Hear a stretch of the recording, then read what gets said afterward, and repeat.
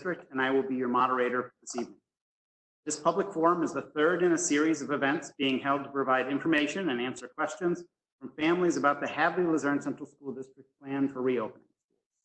The plan, which is a living document that is being refined each time new information is received, has been developed based on input and guidance from parents and community members, community agencies, and staff, as well as the Department of Health, the CDC, the State Education Department, and Governor Cuomo. Speaking tonight will be Rick McFarland, Director of Transportation, John Baker, Elementary Principal, Burgess Ovett, Secondary Principal, Brian Giroux, Director of Facilities, and Beecher Baker, Superintendent of Schools. First up this evening to speak with you is Rick McFarland. Talk to us about transportation. This year, we're only going to be having one stop per child. This is a change to our previous years. You will be responsible to make arrangements from your house for child care or any other needs. There's going to be no midday changes will be honored. This is to alleviate any cross exposure. The elementary students will now be given a bus lane instead of a bus number.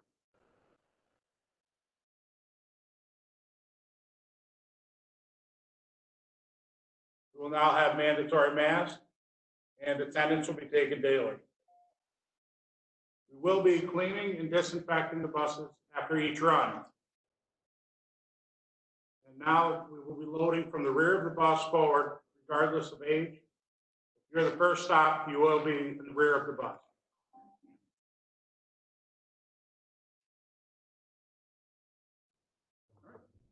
Thank you very much, Mr. McFarland. Our next presenter today will be Mr. Baker, John Baker, in regards to the elementary program. Thank you, Mr. Mark. Thanks for tuning in, families at home. I'd just like to share some information regarding some of my thoughts that I shared in the letter, a little bit more detail, and maybe explain a little bit more about what a typical day might look like for an elementary student here at Stewart M. Townsend Elementary School. Morning health checks. Screening will take place of all students and staff on a daily basis prior to entering the building. So from the buses or during parent drop-off, your child will be screened. We also ask that this does not replace any of the screening that you should be doing on a typical day at home. You should be doing a temperature check at home with your child, asking them how they feel. Certainly, by all means, if they're not feeling well, please do not send them to school.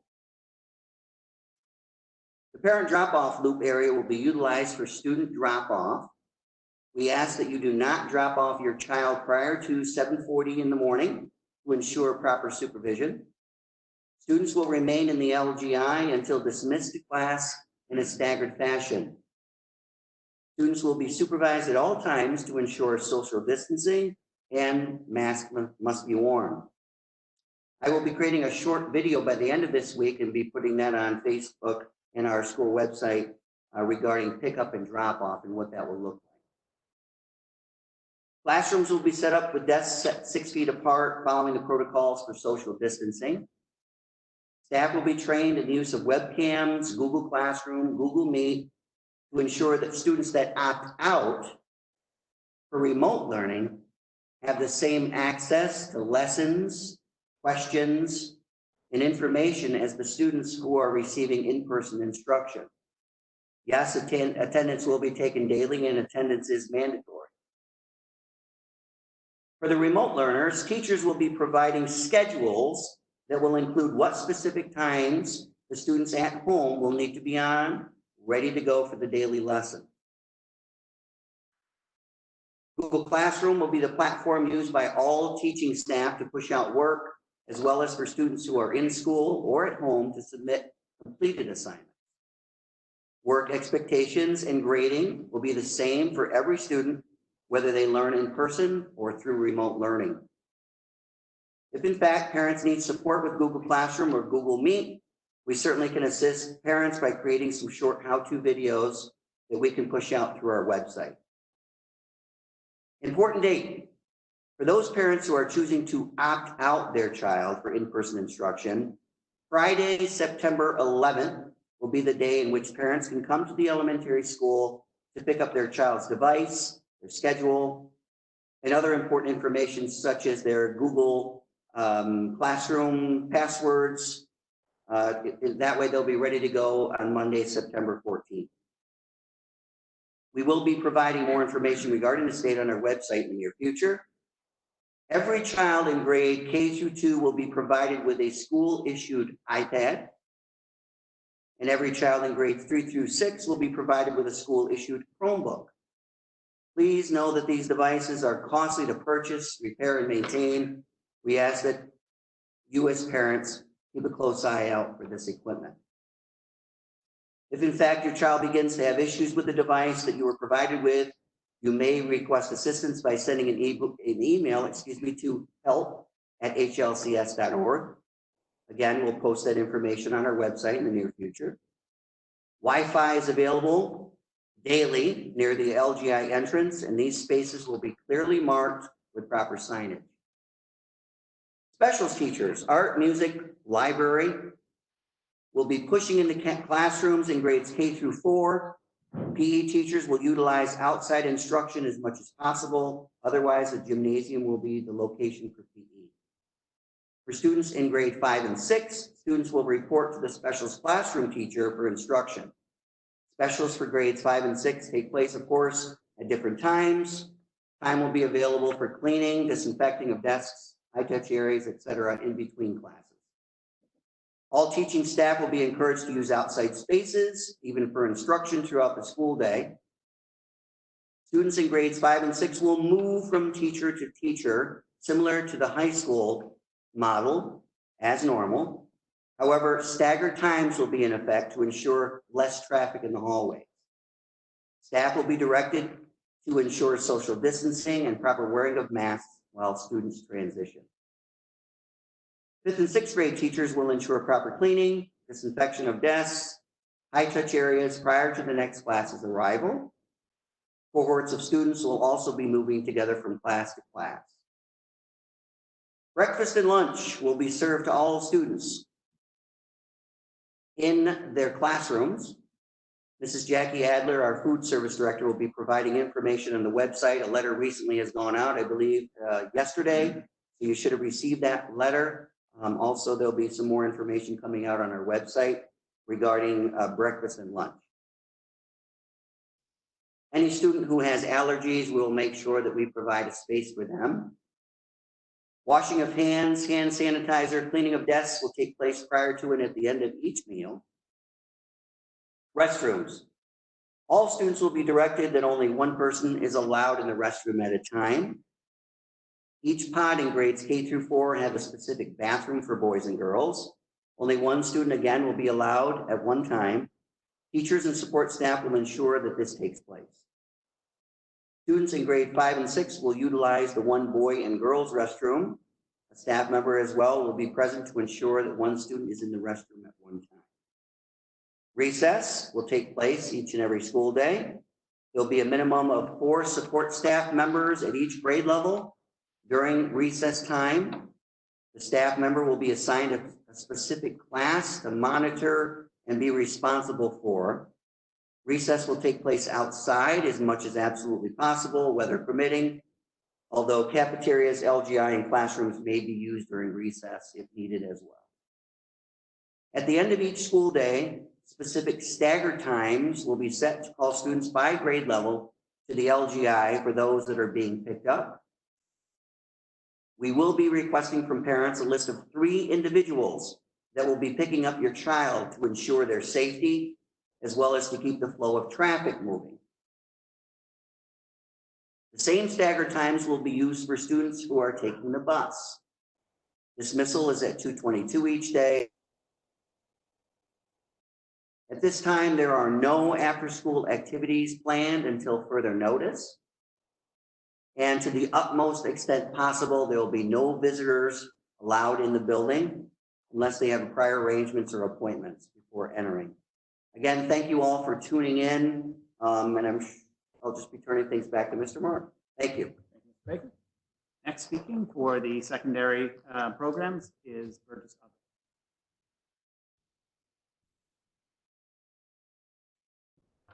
Thank you, Mr. Mark, and welcome. Certainly glad that great questions have come in, helped us rethink this.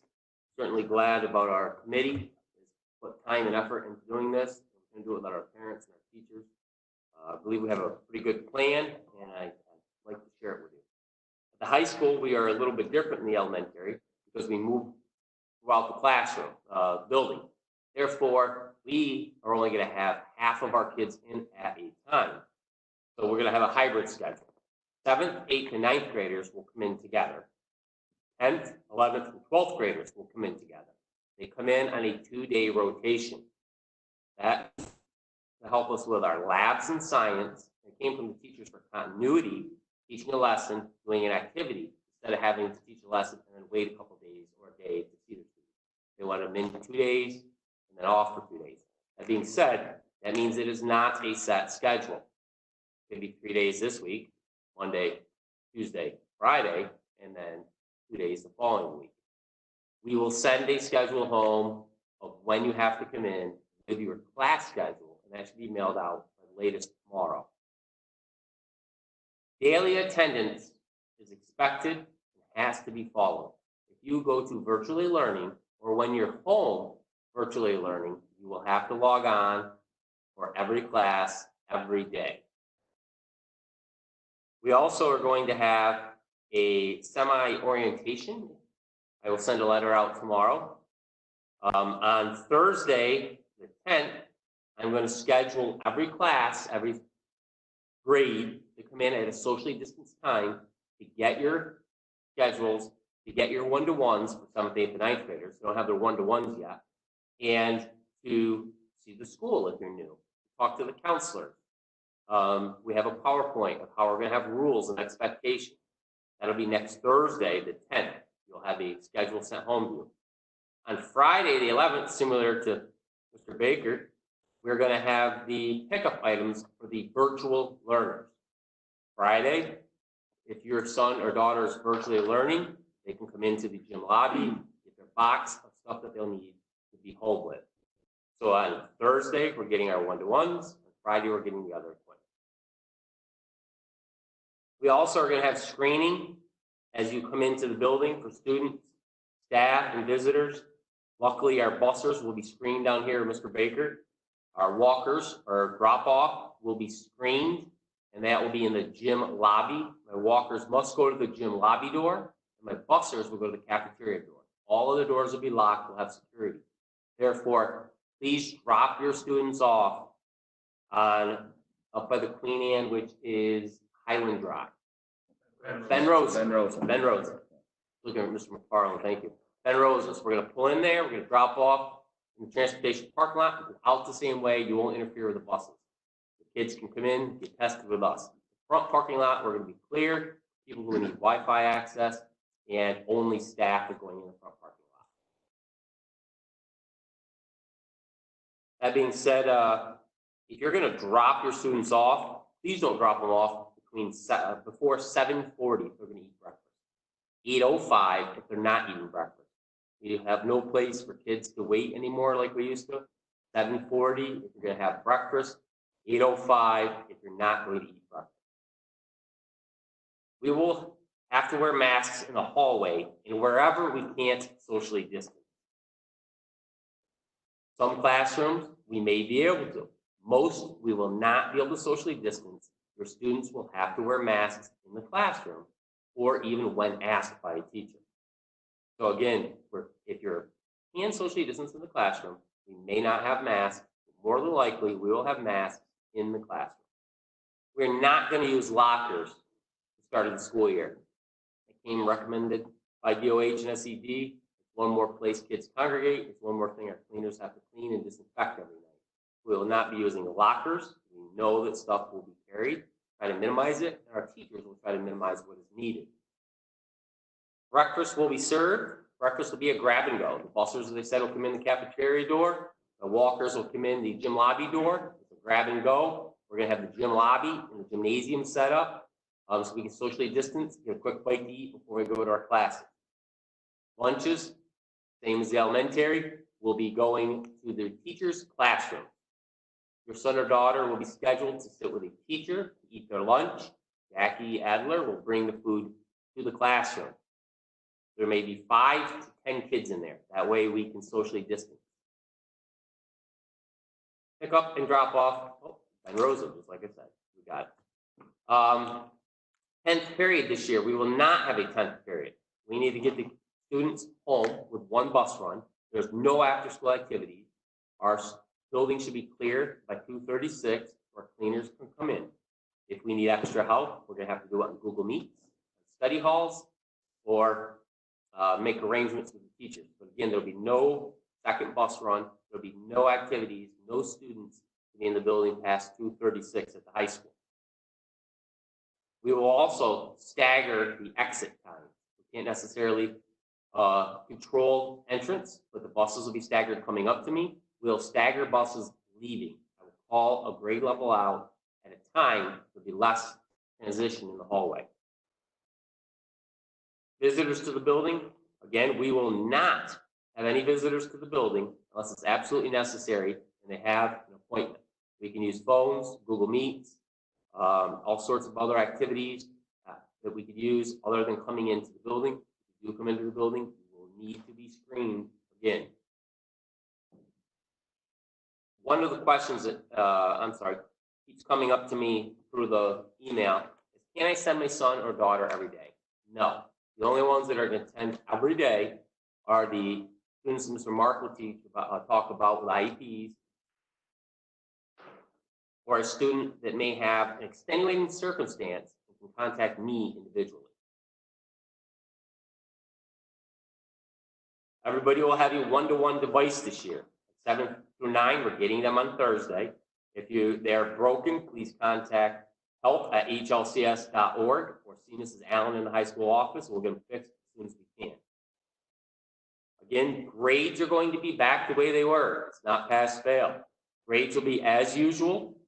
School tool will be taking daily attendance. You must be there, or the same consequences, the same attendance policies are in place as we're in school. BOCES. I've been saying the last 2 public forums, we didn't have the BOCE schedule. We have the CTE BOCE schedule at this time. They are going every other day. Our Hadley-Luzerne students are going on day 2. So our first day of CTE BOCES is going to be September 15th. Again, we will transport there. We will transport home. We will get you home to your house. We also will maybe a time where you may not have to be in class for the morning, but you have to come in and get on the BOCES bus. We'll deal with it. You have to come in on the first run, take your classes in the media center on the internet. We'll let you do that. So individually, think about your programs. And let us know how we can help. BOCES will be every other day starting on the 15th. And we will be providing transportation. Again, I'd like to say thank you. And if you have questions or comments that we haven't gotten in our 4 or 5 documents in all these meetings, feel free to email me, and we'll try to get back to you the best we can. It's a learning process, and we'll get through it. And as Mr. Baker alluded to, things will change, and we will have to adjust, I'm sure. Thank you very much. Thank you. I'm going to take this opportunity while we're talking about instruction to talk about the special education and related programs here in the district. First off, in building off of something Mr. Ovett had shared, I want to talk about attendance and the opportunities to attend in person. If a student has a 504 plan, then that student would follow the same procedure as you've heard from the elementary and the secondary principal about attendance, on-site versus remote.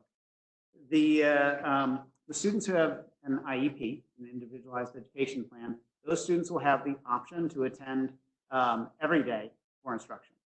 That directly affects the secondary programs, where they're having a 2-day on, 2-day off schedule planned. And so those students, if they chose to attend on-site, would be able to do so in person. If they're not attending in person, then they, like other students, would also attend instead remotely. The students that attend off-site programs, so not here at the elementary school or here at the junior senior high school, but if the students go BOCES, New Meadow, Prospect, those kinds of programs that a student might be attending off of and outside of our district, we're following the directions of those programs. At this time, BOCES is looking at hosting their special education programs or exceptional learners programs on a daily basis, and letters have gone home to many parents already with information about their attendance plans. If the BOCES changes their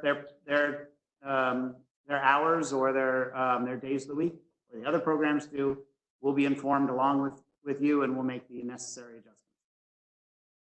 Students who receive related services like occupational therapy, physical therapy, speech, if a student is remote learning, they will still be able to receive those services over the computer, just like instruction is being provided through the computer. And so those services will be provided in that manner when it's needed. There may be times when we have students who receive group services, but it's difficult to socially distance in the room, so there may be fewer students, or in some cases, the child might get their service individually. We'll make adjustments at the school as we need to with conversations with yourselves as parents about what needs to be adjusted to make things work and get your child the support and services they need.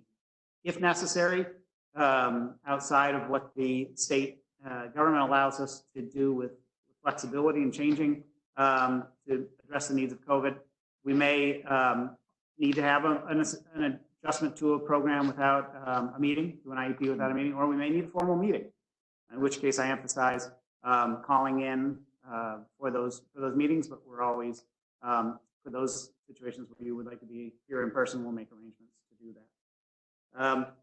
Finally, I wanted to talk briefly about instruction for classrooms that have a consultant teacher in the classroom. In those settings, we're looking to have 2 computers going in the room, one that the classroom teacher is utilizing and one utilized by the special education teacher, so that that teacher can have a group of students who may need some additional support that he or she can work with directly while they're still getting also the core instruction as computers in the classroom with everyone else. It might be students who have an IEP that are on that login. There may be other students who need a little extra help in that area. It would definitely be a mix of students. Some may log on to the other computer, but we're making that available so that students can get more individualized and small group help.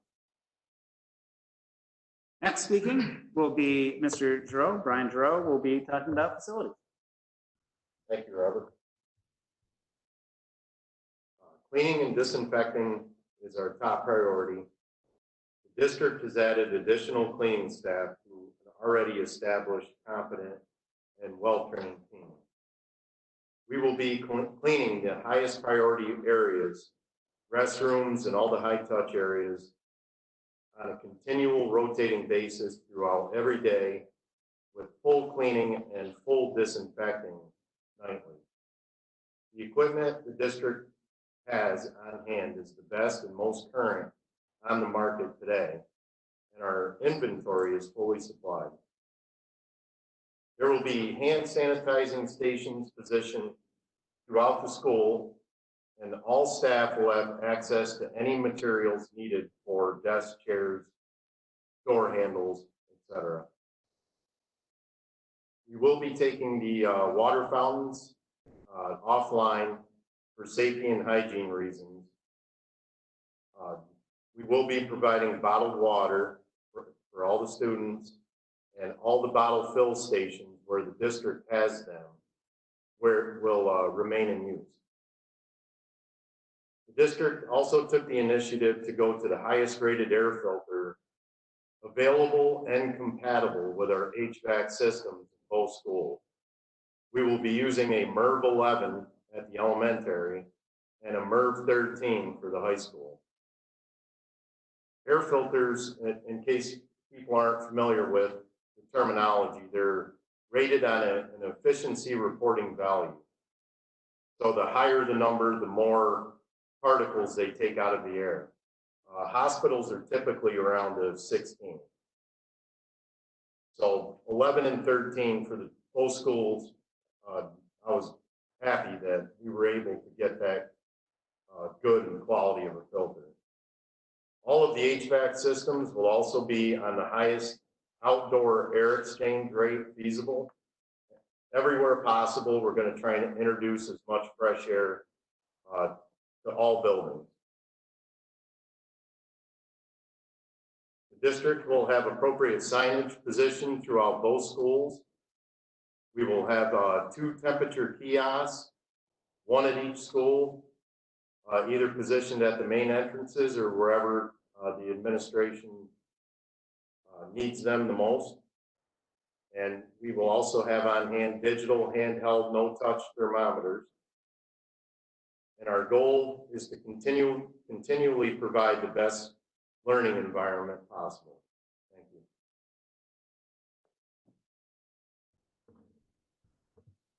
Thank you, Brian. Our next speaker this evening is Mr. Beecher Baker, our superintendent of schools. Thank you, and thanks for joining us this evening. I just wanted to speak from the district perspective for a bit before we start to answer any questions. I want to let you know that in the 18 years that I've been here, I've seen that this district, the Board of Education and the administration, teachers, feel strongly about the safety and security of students. That's the #1 priority, safety and health of students. Whether it be from the acquiring of school SROs after the Parkland shootings to the addition of the Hudson Headwaters Health Network that we have in here as a healthcare provider for our kids to make it easier for parents and accessible for our children.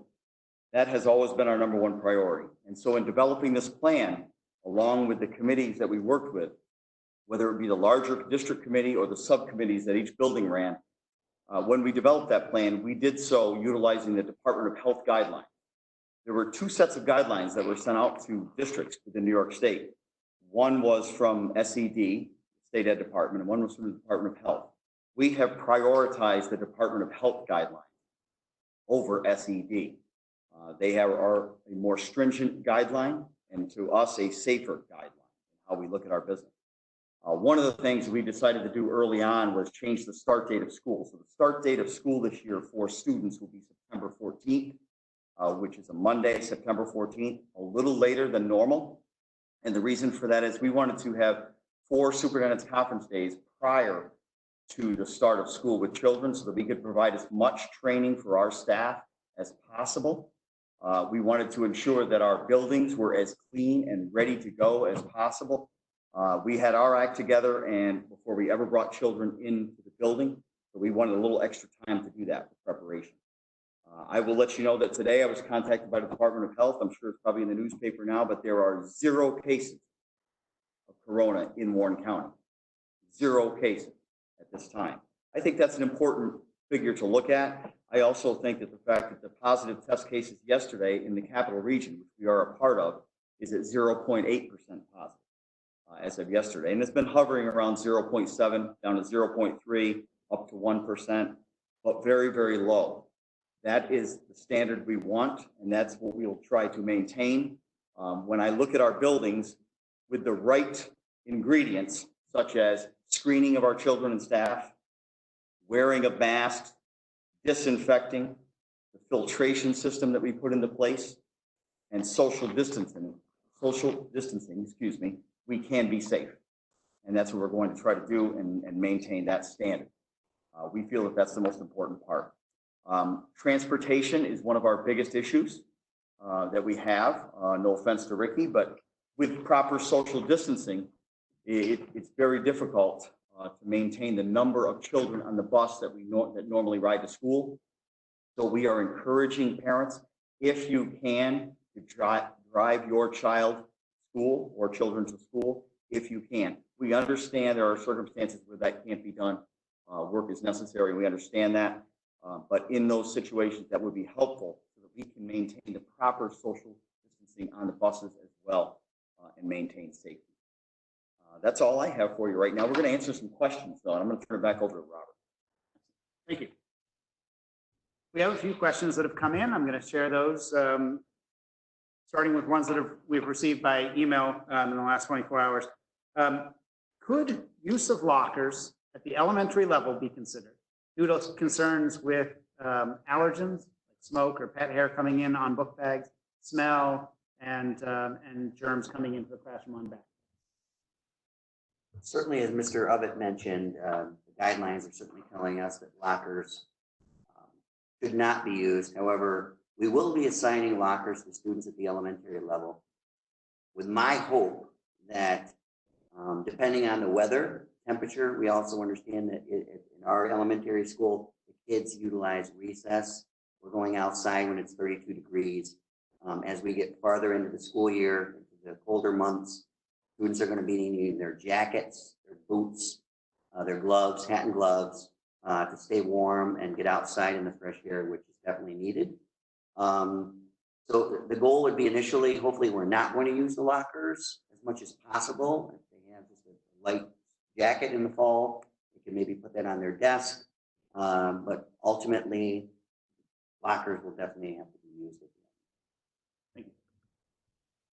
The next question, regarding 7th and 8th grade, how many sections or groupings of students will there be, and how many students are in each of those groups?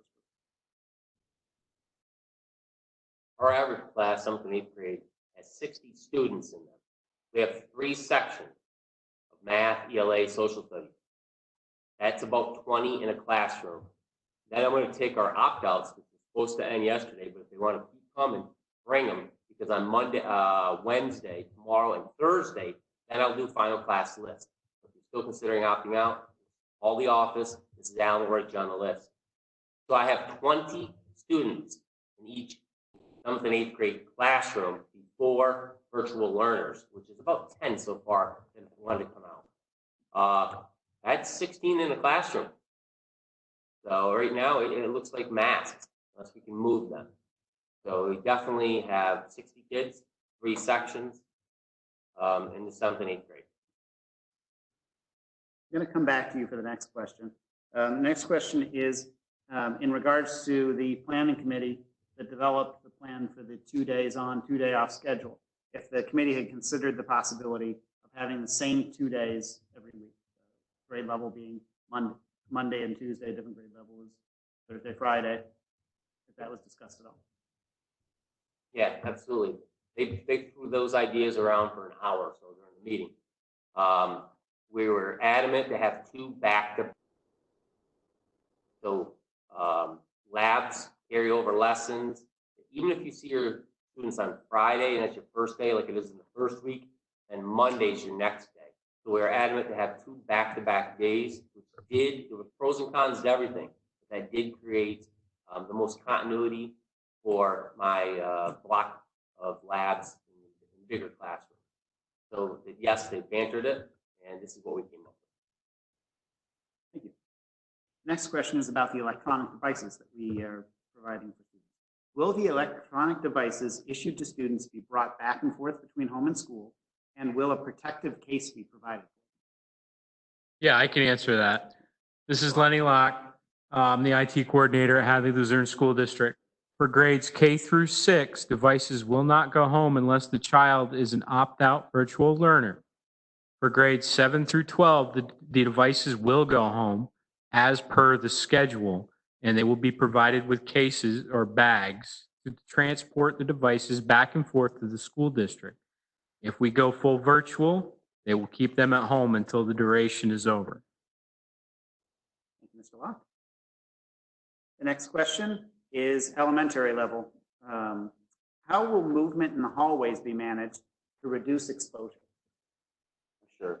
So typically, the kindergarten through 4th grade are in their classrooms, and once again, the specialist teachers are visiting those classrooms as much as possible. They'll be able to go outside, take breaks, so on and so forth. But the transition times for 5th and 6th grade, yes, those students move from class to class. We do not run a bell schedule. Typically, what's going to happen is that we're going to ask the 5th grade students to start 2 minutes earlier, have the students transition in 5th grade. For example, they'll move from Mr. Haynes's classroom in 5th grade right next door to Mrs. Canavan's room. And from Mrs. Canavan's room, that cohort of class students will move to Mr. Brown's room. We'll make sure that we give them time and also the teachers time to clean, disinfect, wipe down the areas prior to, and then the 6th graders will move immediately after. So we're going to definitely be limiting the amount of students that are in the hallway.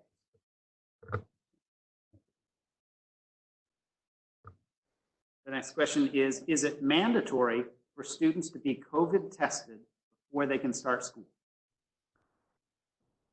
I'll answer that, Mark.